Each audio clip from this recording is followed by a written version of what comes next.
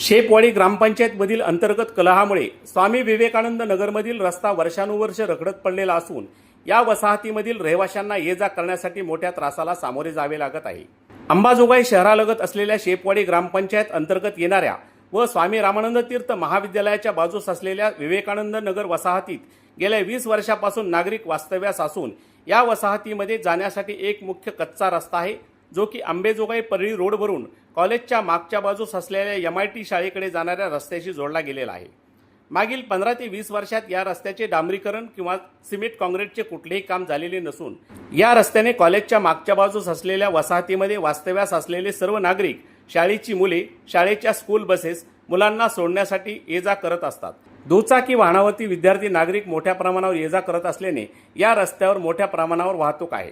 त्यातच आता शेपवाडी ग्रामपंचायतच्या कृपा आशीर्वादाने केबलवाल्यांनी JCBच्या साहाय्याने हा रस्ता मधोमध उखडून केबल टाकल्याने सर्व दगडगोटे वर आले आहेत, ज्यामुळे वाहनाला येण्या जाण्यासाठी अडथळा होतो आहे।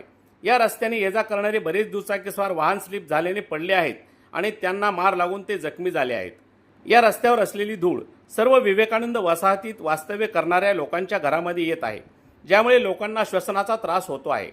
हा रस्ता करण्यासाठी येथील रहिवाशांनी ग्रामपंचायतचे सरपंच राजाभाऊ शेप यांच्याशी संपर्क साधला असता त्यांनी ग्रामपंचायत मेंबर आम्हाला काम करू देत नाहीत, रस्त्यासाठी बजेट आलेले नाही, अशी उडवाउडवीची उत्तरे त्यांनी दिल्याचे नागरिक सांगतात।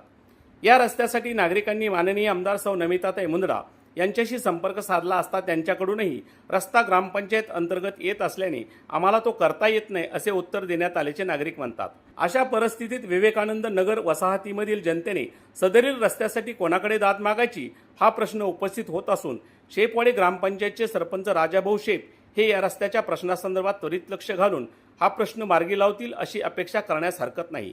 झुंजार न्यूजसाठी अशोक दळवेसे, मी दत्ता आंबेकर, अंबाजोगाई।